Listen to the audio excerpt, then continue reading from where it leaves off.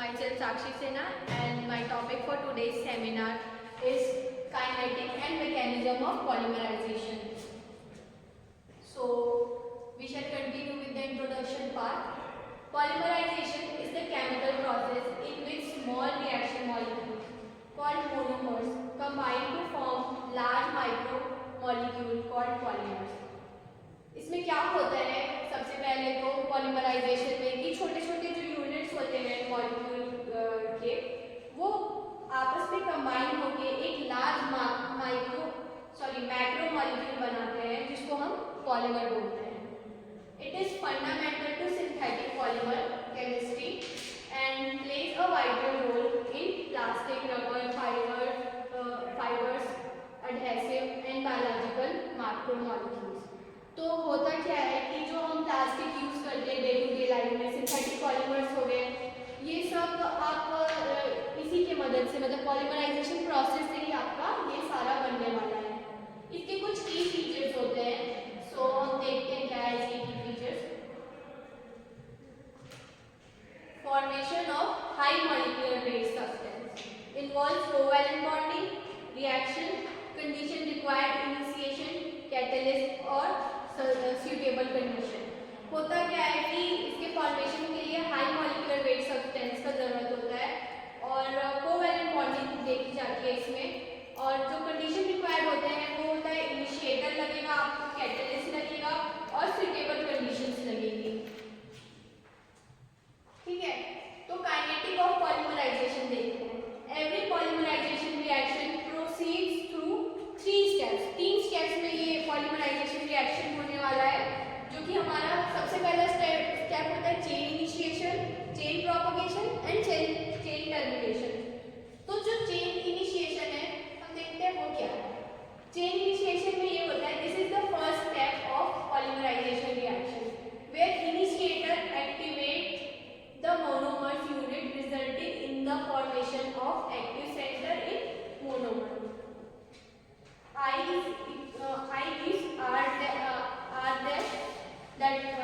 और इसका जो रेट ऑफ रिएक्शन है वो K1 है.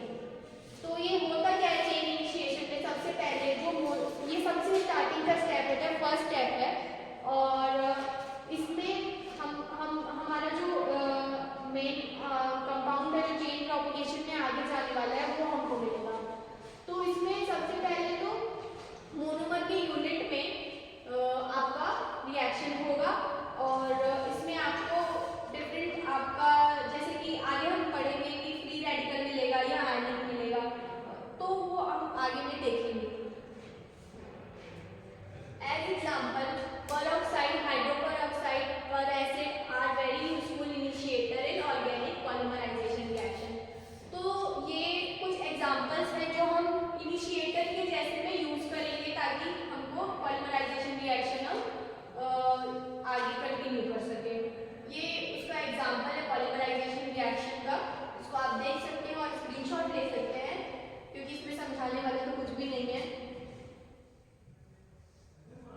Rate of production of free radical और rate of initiation is equals to K1 is equals to I. Chain propagation, this is the second step of polymerisation reaction where second, third, fourth continuous monomer units are added with activated monomer unit consecutively resulting in the formation of large chain unit. अब chain propagation में होता क्या है कि जो हमारा active molecule हमको मिला है, कहाँ पे मिला है, स्टार्टिंग स्टेप में चेन इनिशिएशन में, वो अब यहाँ पे कंबाइन होते जाएगा और कंबाइन होके एक लंबा सा चेन बनाते जाएगा, मतलब जो चेन प्रोपगेशन हम जिसको बोलेंगे. तो उसको ये कैसे होता है, ये एग्जांपल के थ्रू हमने समझाया है. अब हमारा ये मॉलिक्यूल है इनिशिएटर मॉलिक्यूल, उसमें फिर से एक मोनोमर यूनिट ऐड होगा तो हमें मिलेगा MR डैश. ठीक है, MR डैश में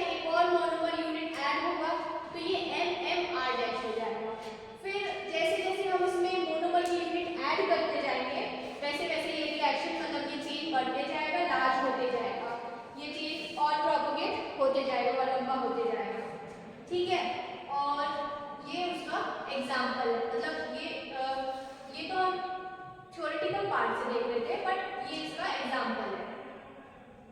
इसका रेट कांस्टेंट आप देखेंगे कि K2 है। So rate of polymerisation is equal to rate of disappearance of monomer. अब ये ऐसा क्यों बोल रहा है कि rate of polymerisation rate of disappearance of monomers क्यों है? क्योंकि आप यहाँ पे अगर देख रहे हैं तो ये R' में ये मोनोमर यूनिट ऐड होते जा रहा है। जितने भी मोनोमर्स है वो ऐड होते जा रहे हैं, तो यहाँ से तो डिसअपीयर होते जा रहे हैं ना।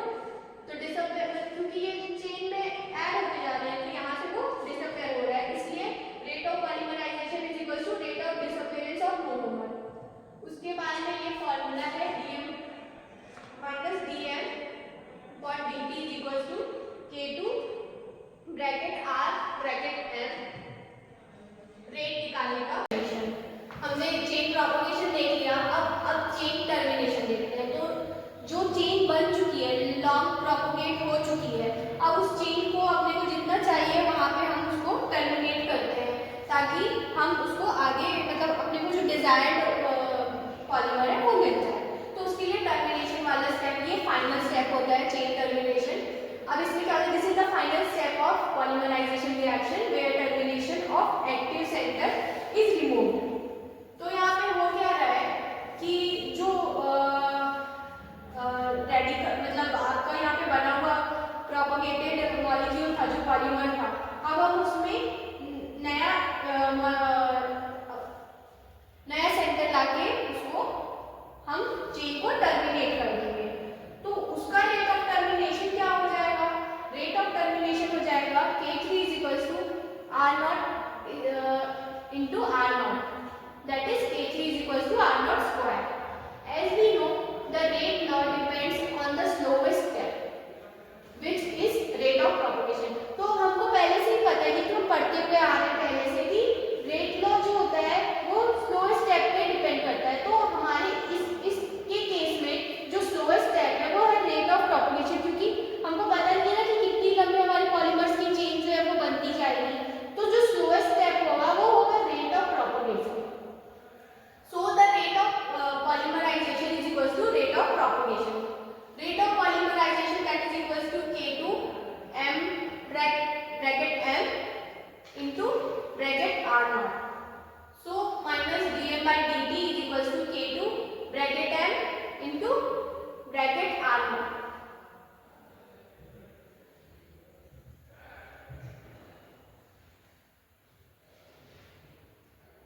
Now the intermediate R0 is unknown.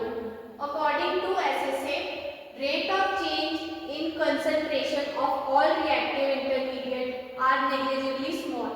Rate of formation of intermediate is equals to rate of disappearance of intermediate. That is K1I is equals to K3 R0 square.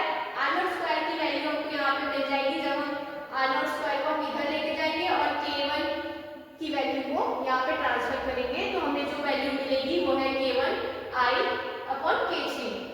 ठीक है, तो R0 की वैल्यू हमको यहाँ से जो मिली वो है K1 half into I half upon में K3 half. Rate of polymerisation is equals to K2 M into R0।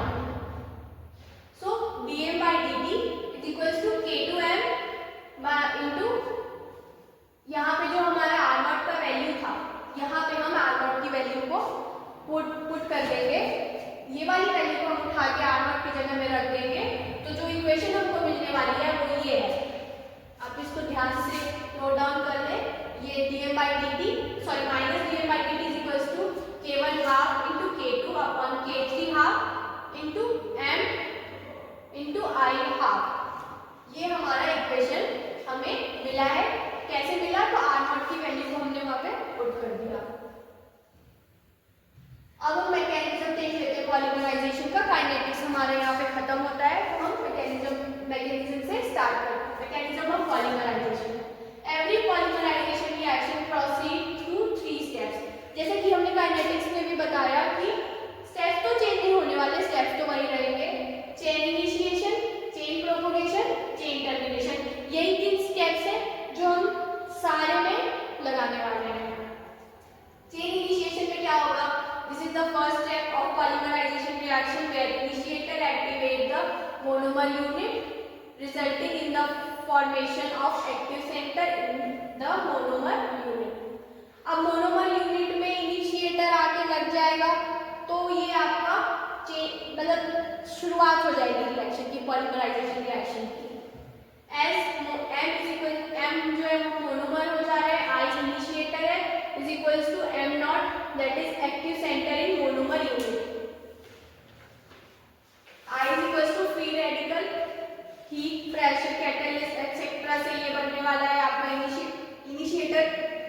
हमारा खुद से भी बन सकता है, दैट इज फ्री रेडिकल से भी हम बना सकते हैं इनिशिएटर, हीट से भी, प्रेशर से भी, कैटलिस्ट लगा के भी, कुछ भी करके हम एक इनिशिएटर बना सकते हैं जिसको हम मोनोमर से लगाएंगे और मोनोमर से लगाने के बाद में फिर हम आगे स्टेप पे चेन प्रोपगेशन भी करेंगे।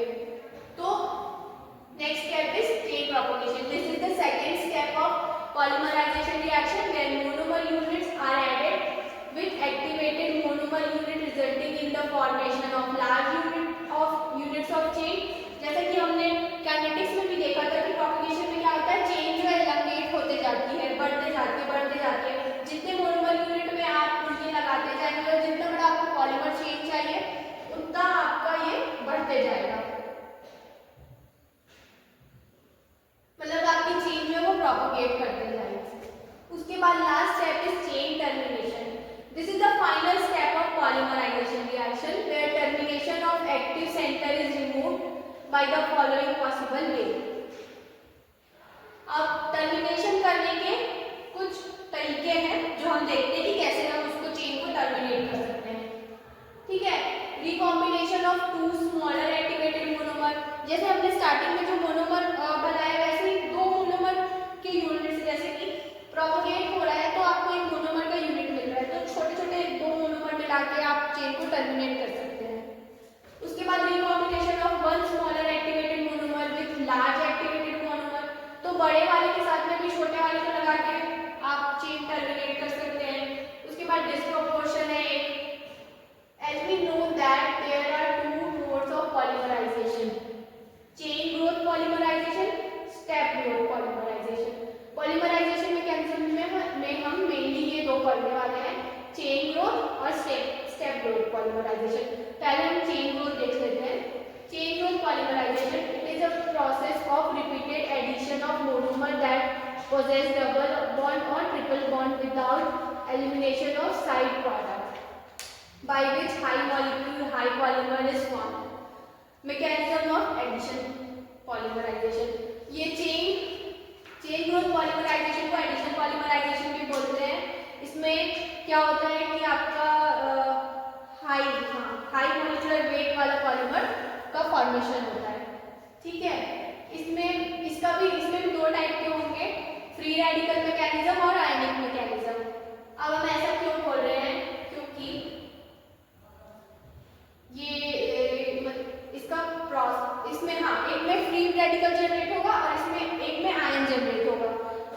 जब हम होमोलिटिक क्लीवेज करेंगे और जब हेटेरोलिटिक क्लीवेज करेंगे तो उसमें प्रोडक्ट बनेगा, एक बार में आपका फ्री रेडिकल, एक बार में आयनिक बनेगा। तो आयनिक में भी आप दो टाइप देखते हैं, that is cationic mechanism and anionic mechanism. ठीक है, पॉजिटिव चार्ज और नेगेटिव चार्ज की वजह से ये एक बार में कैटायनिक होगा, एक बार में एनायनिक होगा। तो हम फ्री रेडिकल मैकेनिज्म को पढ़ लेते हैं कि ये है क्या। It is the way of polymerisation, it is the way of polymerisation where the initiator of the reaction is free radical। This initiator free radical is produced by many ways, but one of the important way is decomposition of the compound by sunlight, heat, catalyst etc। तो ये जो free radical है, free radical mechanism, ये एक तरह का polymerisation reaction है जहाँ पे आपका इनिशिएटर जो है वो फ्री रेडिकल होता है। और फ्री रेडिकल क्यों होता है, ये इसलिए होता है क्योंकि इसका डिकम्पोजिशन होता है और कंपाउंड का डिकम्पोजिशन होता है सनलाइट, हीट या कैटलिस्ट के थ्रू, जिससे हमको ये फ्री रेडिकल मिल जाता है। इसका सबसे अच्छा एग्जांपल है पेरोक्साइड, हाइड्रोपेरोक्साइड और peracid are very useful initiator in organic polymerisation. जैसा कि हमने पिछले स्लाइड में देखा था काइनेटिक्स में, वहां पर भी हम इसका यूज कर रहे थे ये पर ऑक्साइड, हाइड्रो पर ऑक्साइड और पर एसिड था। In this example, the decomposition of benzoyl peroxide in the presence of sunlight or heat form free radical as initiator। यहाँ पे आप देख सकते हैं कि हमारा जो फ्री रेडिकल बना है ये इनिशिएटर की तरह काम करने वाला है आगे। उसके बाद हम देखते हैं चेन इनिशिएशन। स्टेप सारे में सेम होने वाले हैं, फिर भी मैं एक बार ये फ्री रेडिकल वाला पार्ट को एक्सप्लेन कर देती हूँ। Initiator is added to the monomer unit resulting formation of free radical. ये उसका एग्जांपल है, नीचे में लिखा हुआ है, इसको मैंने रीड नहीं करने वाली हूँ, आप यहाँ से देख लीजिए। Chain propagation, monomer unit are added with generated free radical monomer unit resulting in the formation of large chain. इसमें क्या हो रहा है, चेन वापस से वही प्रोसेस है, चेन प्रोपगेशन हो रहा है। चेन प्रोपगेशन में क्या हो रहा है कि पहले जो फ्री रेडिकल जनरेटेड है वो मोनोमर यूनिट के साथ में ऐड हो जाएगा और ये जो है वो चेन जो है वो बढ़ती जाएगी। जितनी चेन आपको चाहिए, जितनी लंबी चाहिए, ये बार बार रिपीटेड प्रोसेस से चेन आपकी प्रोपगेट होते जाएगी। Next is chain termination. Termination of free radical after long propagation is take place by the following possible way. तो हम यहाँ पे देख रहे हैं टर्मिनेशन के, हमने देखे ऊपर में कि 3-4 प्रोसेसेस थे जिससे हम चेन को टर्मिनेट कर सकते थे। अब हम यहाँ पे देख रहे हैं कि हम यहाँ पे क्या यूज कर रहे हैं, recombination of 2 smaller free radical. अगर हम दो स्मॉलर फ्री रेडिकल यूनिट को लगा के चेन टर्मिनेट करते हैं तो आपका ये वाला रिएक्शन होगा। इस वाले रिएक्शन में हम जो अभी चेन टर्मिनेट करेंगे वो recombination of 2 smaller free radical unit लगा करके करने वाले हैं। Next is ionic polymerisation. It is the way of polymerisation where the initiator of the reaction is ion. This initiator ion is formed from specific Lewis acid और Lewis base, produce cation, carbonium ion और anion, carbanion on the monomer unit. अब इसमें क्या हो रहा है, जैसे कि मैंने बताया था कि अगर आयनिक में कैटायन और एनायन 2 तरह के आपके पॉलीमराइजेशन रिएक्शन अगेन आपको देखने को मिलेंगे, तो स्टेप्स सारे में सेम है। चेन इनिशिएशन होगा, चेन प्रोपगेशन होगा, चेन टर्मिनेशन होगा। तो हम इसको डिटेल में नहीं जाएंगे, बट हम बता देंगे कि इसमें जो इनिशिएटर यूज होगा वो एक आयन होगा। ठीक है, इसमें क्या है, आयनिक पॉलीमराइजेशन में जो आपका इनिशिएटर यूज होने वाला है, पिछले केस में हमने देखा इनिशिएटर फ्री रेडिकल था, इस केस में जो वो यूज होने वाला है वो है आयन। ठीक है, तो आयन भी 2 टाइप के हो जाएंगे, कैटायन और एनायन। तो अगर आप लुईस एसिड यूज करेंगे और लुईस बेस का यूज करेंगे तब जाके आपको ये मिलेगा कि कैटायन मिल रहा है या एनायन मिल रहा है, और फिर वो मोनोमर यूनिट के साथ में लग के वैसे ही चेन प्रोपगेशन होगा, फिर टर्मिनेशन भी वैसे ही होगा। Next is step growth polymerisation. During the process of polymeric chain growth, if there is reaction take place between different functional group or single monomer or different monomer with the loss of elimination of compound like HCl or H2O। तो इसमें क्या हो रहा है, ये वाले में इसमें जो पॉलीमेरिक चेन बन रही है, चेन ग्रोथ हो रही है, वो फंक्शनल ग्रुप मतलब 2 डिफरेंट फंक्शनल ग्रुप के बीच में बन रही है या सिंगल मोनोमर और डिफरेंट मोनोमर के बीच में बन रही है। और यहाँ पे जो है वो हमको देखने को मिलता है कि लॉस ऑफ मतलब या तो वाटर लॉस हो रहा है या HCl का लॉस हो रहा है। यही स्टेप ग्रोथ पॉलीमराइजेशन है। Example of condensation polymer. हाँ, और ये इसको जो हमारा चेन ग्रोथ था उसको हम एडिशन बोल रहे थे, तो ये वाला जो है ये कंडेंसेशन पॉलीमर है।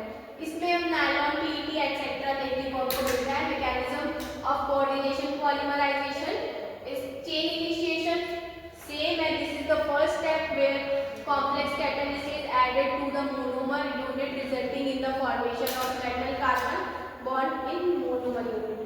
अब यहाँ पे हमको अलग क्या देखने को मिल रहा है, मेटल कार्बन बॉन्ड मिल रहा है देखने को। बाकी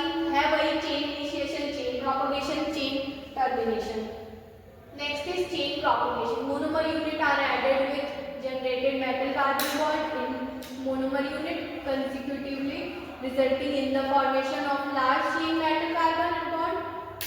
Third is chain termination, the final step where termination of large chain metal carbon is terminated by transfer of hydrogen atom from monomer or form active hydrogen containing compound. तो ये हमारा जो है वो लास्ट स्लाइड था, खत्म हो गया. इसमें भी वही हो रहा है, chain initiation, chain propagation and chain termination. So that's all for today. Thank you.